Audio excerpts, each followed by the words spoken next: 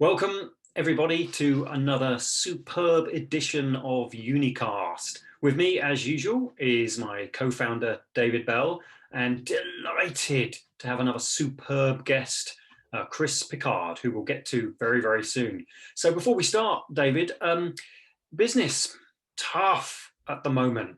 Okay, the pandemic clearly not helping. A lot of new businesses are really, really struggling, but there's signs of life because it's an opportunity as well for new businesses to grow. One of the reasons I'm excited to talk about to Chris is business is an environment where we are constantly learning. We're watching, we're talking, we're having really interesting conversations and learning from each other. And one of the things we're learning at the moment, it's tough, but there are opportunities out there. Yeah, absolutely, Nick. Look, we're in this 2020 is probably one of those years where it's a changing dynamic. Every day is something different's happening. We've seen, March the 23rd, the UK lockdown kicked in. Lots of businesses felt the pressure of that and being locked down for such a long period of time. And the not knowing, I think, doesn't help. When's it going to end? Our business is going to be able to get out there and start trading again. Some, literally did shut the doors and pulled the shutters down, which is devastating. Now, unfortunately, we've seen some losses during that time. Some businesses unfortunately haven't made it through. Others, possibly, running through in scrimping and scraping. And we come into another lockdown, 2.0, just when we thought we saw the light at the end of the tunnel. And we're now kind of a couple of weeks into lockdown 2.0. And is it all doom and gloom? No, it's not. That's the great thing, because what we're seeing is so many new businesses being born. This is the time, if you can set up a big business in 2020 during this pandemic, these unprecedented times, and get a business off the ground, I honestly do believe you're going to just sail through and be super successful in the future, because the times are not tough, but we are seeing so many new businesses, and hopefully there's more new businesses replacing the ones that we lose. I just think we're kind of pressing the reset button, Nick. Things are just kind of having to realign themselves, which I think is interesting times. I don't think we should look at the doom and gloom. We should look at the opportunity that is out there for us all as business owners, as startups, as someone who's got an idea. What are we going to do? How are we going to do it? When can I launch it? And as anyone says, the best time to launch a business is now. So we find ourselves with another special guest, Nick. It's a pleasure to welcome Chris Pickards. Good evening, Chris. Welcome. Welcome to UniEEcast. Thank you for agreeing to come along and join us this evening and talk through a bit of your story, really, Chris, because we met where we support Anglia Ruskin University. We met when you and your business partner, Joy, entered the big pitch. You had a great idea and you entered the business competition, a business pitching competition. And I think your words were, well, we didn't think we were going to get very far, because that's often what everyone says. We're not going to get anywhere.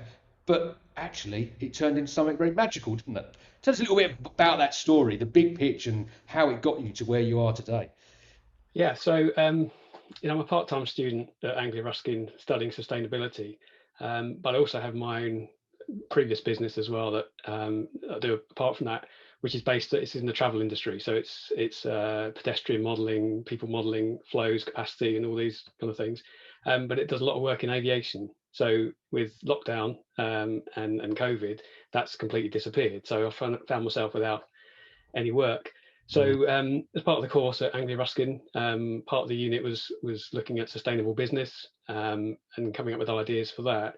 And one of my colleagues on the course, Joy, had thought about an idea for artisan food delivery and collating farm foods and various things.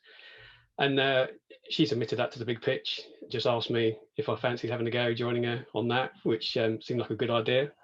She's self-employed as well, like I am, so neither of us had any work this year. So we had a go and did it, and didn't think we'd get very far, and then won, which was quite a surprise. And then we started working on that. We put a lot of effort into it and started working through the logistics of how it's going to work and talking to suppliers. And we kind of got to a point a few months ago where we realized that it didn't quite work. The plan we had was good, but it wasn't going to quite work.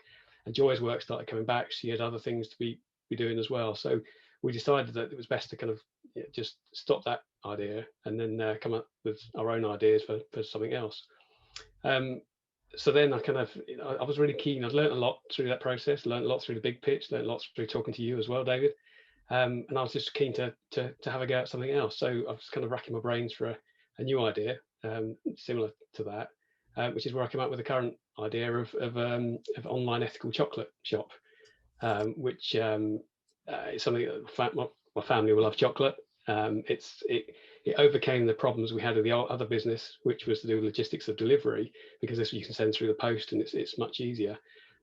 So we started looking into it, and we started talking to some of the small ethical chocolate suppliers, and yeah, it just kind of went from there really. And it sort of, the more we looked into it, we just started as a crazy idea, and the more we looked into it, we thought, yeah, this might work. So we're now, we're nearly there, ready to launch, and yeah, very excited about it. That's loving the sound of that. What resonates is, it doesn't matter what else is going on, ideas aren't in short supply. Already, you've talked about the big pitch, business idea, you've weighed it up, and you've decided actually that's not gonna fly. But hold on, here's another idea, and applying kind of all of those, that business mindset.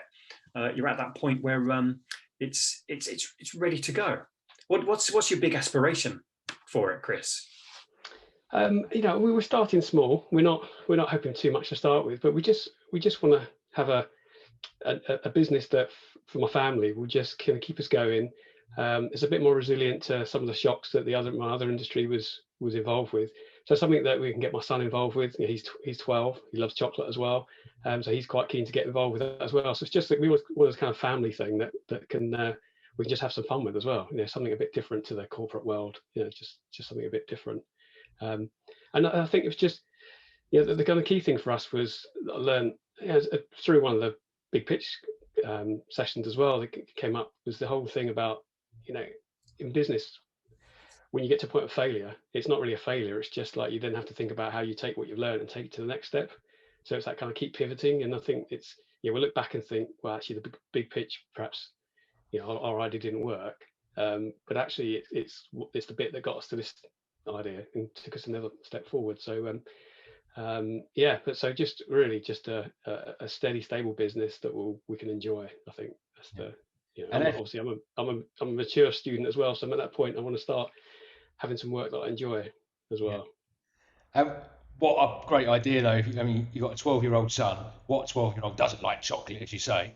Running it as a family business gives you something to all work on together, and all go on that that journey hand in hand. And that means if it comes to Saturday and you're out there and you're picking and packing the chocolate, you can do it as a group, and you're gonna love that whole process of working together. Hopefully it remains that way as well, because sometimes family businesses can have their own challenges, but not normally. It's normally when it's kind of being passed down the family and stuff like that. So it's, for me, it's a great story, because you come from a place where lockdown kicked in and you had to kind of pivot, and that, from your perspective, as your words were, times are tough, the work wasn't coming in because the aviation industry have kind of dried up. What can we do? And you come up with this fantastic idea. And we were on a session the other day, the mastermind session, and so with the big pitch, the winners get access to a mastermind session to kind of keep working on their ideas.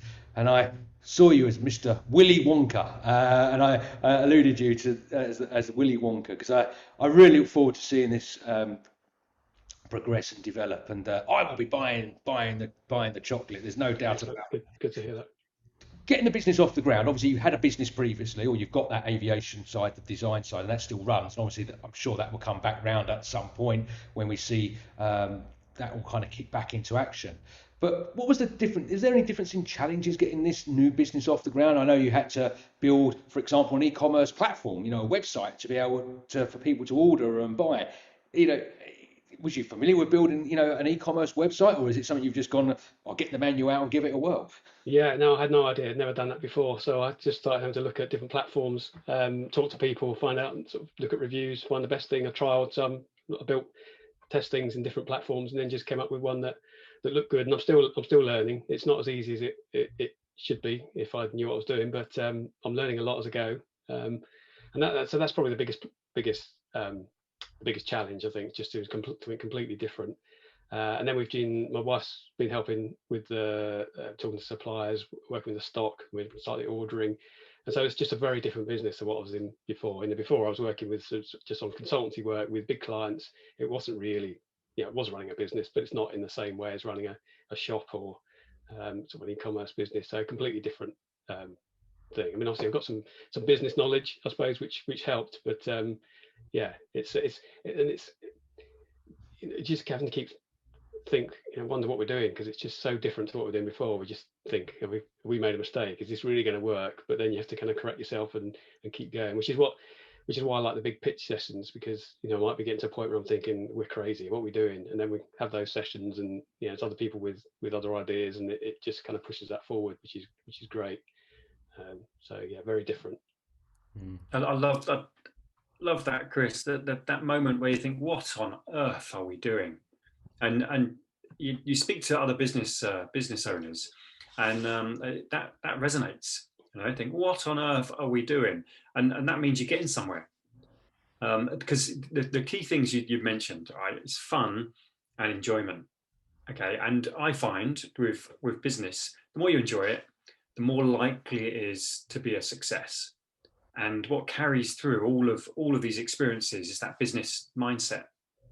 So two very, very different businesses still hang on to a similar mindset. A mindset driven about, right, how do we make this work? How do we make money out of this? How do we make it so we all enjoy it? And I think some people, they look at business and think, yeah, that's tough. It's not for me. It petrifies a lot of people. But once you've launched one, I don't know that many business owners that haven't launched more than one. Because once it's in your head and you've got that business mindset straight, I think you kind of think, well, actually, I know how to do this.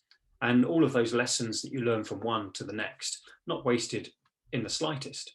So I'll be really interested to know what skills you've picked up in, let's say, business one, that oddly enough, although it's unrelated, are useful or relevant in business two.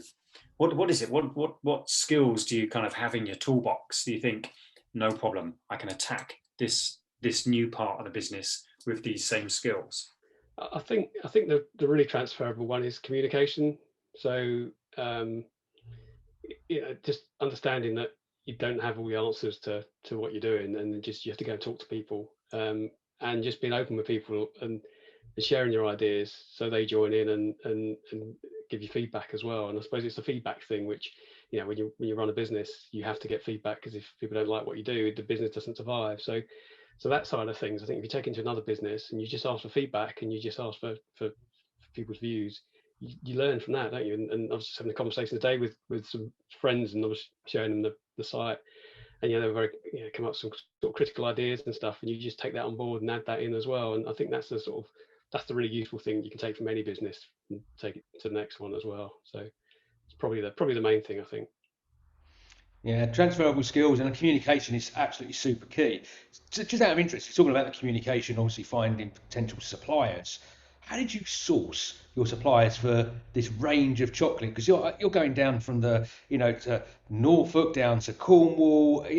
How did you research and find these providers for this fantastic range of chocolate that you're going to be offering? And also, it's such a mix as well, because you're doing everything from dark to milk to dairy free to gluten free, all the huge range. What was the process of doing that? How, I know your wife took on that role as well. How did you do it as a team? Yeah, I mean, we started with, it was a bit of knowledge ourselves anyway, but then we just started researching and reading. There was various sort of from several years ago, there was different newspaper articles. I think the Independent did an article on the best ethical chocolates, and other newspapers have as well. And so we started with a few ideas there, and then some of the brands, a lot of the brands we're buying directly from them because they're quite small. Others, so they sell through distributors, but they sell through ethical distributors as well. So we get talking to the distributors and we look at their stuff and find there's other brands that we hadn't heard of as well. And it's one of those things that we started off thinking, like, we're going to find enough. And as we started finding them and having those conversations, other things came up, and we then got to a point we thought we've got to stop here, because otherwise we just, we haven't got the money to start to buy enough chocolate. So it was kind of an organic process that just grew, I think, really from sort of a slow start.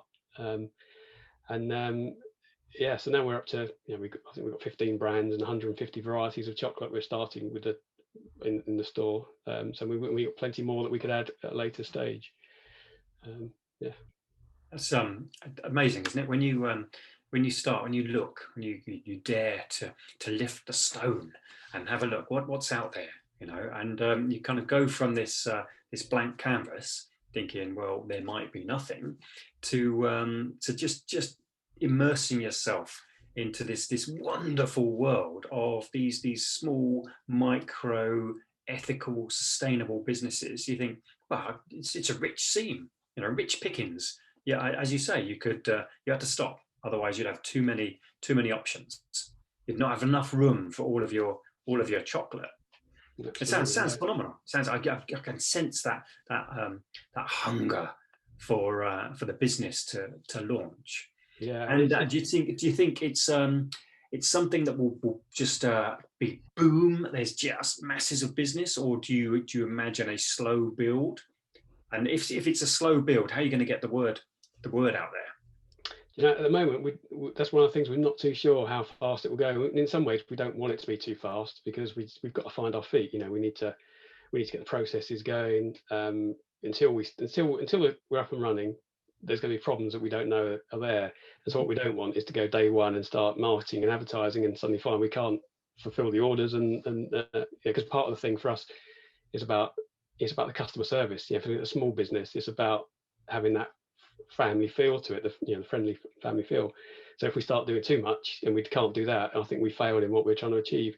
So we're to start with, we'll just launch it to friends and family, and just tell them about it. And then through Anglia Ruskin University, through other people on my course who got connections, through the FSB that joined some of the sessions with David. And there's kind of lots of different avenues we'll explore first before we go into more formalized marketing, because we don't have the budget for that. We need to start small, and we just need to make sure we maintain a reputation, so we've got word of mouth and people come back for more. Because as well as just selling chocolate, we want to be selling subscriptions as well. So you get every month you get a box of a variety of different chocolates that we choose based on your overall preferences. So we just want to get repeat business as well, and slowly build that up, and hopefully grow it in a more manageable way, rather than sort of all of a sudden and can't cope. Yeah. If we get to the point where we can't cope, it's probably a good thing as well. We like to get to that point, but it's not. We're not desperate. We're not kind of going for a drastic growth right at the start. And you mentioned all this chocolate, and you've got it coming into your stores. I know you've been having deliveries over the last week or two. Have you tried every one of them? Have you done your own taste testing in, and even if it's just a little snippet, just, we'll share a bar between us. Got to know what it tastes like.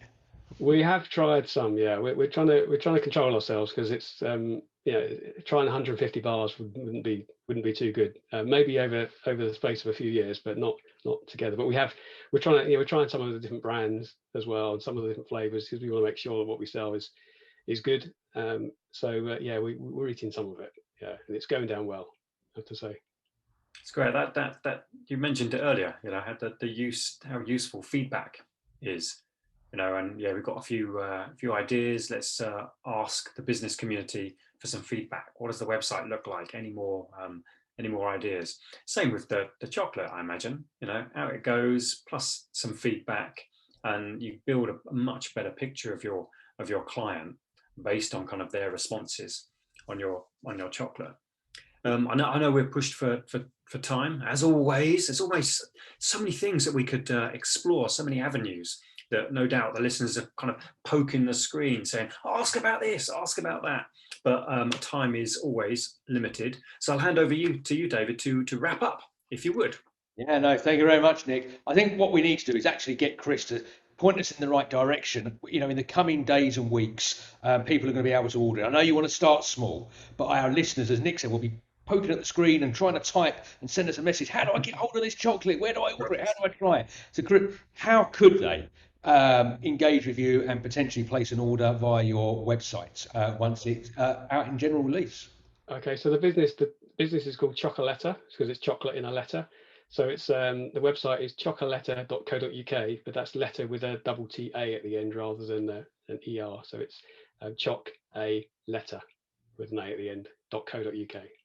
.co.uk. So there you go, guys. If you want to order and do some your own taste testing, all 150 bars, if you get one of each, you can do your own taste testing, and you can then put the feedback back on the website, and for others to know how great it is in the future. Chris, it's been a pleasure to have you here. To see you go through this journey from where lots of people are feeling that pain of certainly in the aviation industry, through to coming up with another fantastic idea, setting it up as a family, getting it off the ground in such a short space of time as well. That's the amazing thing that you've done. It's not, we're going to take a year or two. It's kind of like, we've got to do this. We're going to focus. We're going to get the job done. And I know you're still studying as well, and you've been super busy getting all your assignments up to date and completed and filed and stuff like that. So well done on the journey so far. And what we might do is get you back in maybe in 8 to 12 months time.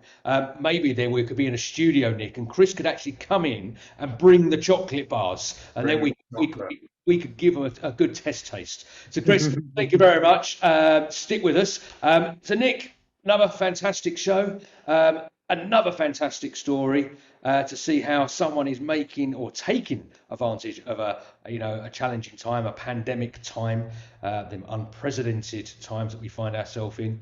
But we're seeing quite a lot of this. We're quite, we're speaking to so many, not only students but business owners who are having to pivot their business and make the most of where we are. Yeah, it's learning so much. I know my way around business, but everyone who's a kind of entrepreneurial mindset, constantly learning all the time. And there's one thing having the building blocks, okay, all of those that knowledge and that experience of how a business works, how to put the plan together, how to put the systems and strategies together to make it work. But then you kind of go to the next level of exploring what other people are doing, what the market looks like. And it's just fascinating. One of the things I enjoy most about business is the conversations about what's going on in your world. And thanks for Chris for being so open and sharing what the business looks like at this stage. Great. Well, thank you once again, Chris. Thank you, Nick. It's always a pleasure to join you on these shows. If you have any questions you want to put to Nick or I or any of our future guest speakers, we'd encourage you to drop us an email. We are on Twitter, we are on Facebook, but the quickest and easiest way to get a direct question to us is email us. Hello at UniEE, that's UNIEE.co.uk, and send those messages in and we'll pick those up, and with the right guest we can ask them the questions, or we'll try and answer them ourselves. If not, we'll go out to our wealth of connections, Nick, the people that we trust and we rely on for knowledge and expertise as well, and we'll get them on the show to answer those questions. So from me, David Bell. Me, Nick Looby. And from Chris, thank you very much, and we'll see you again soon.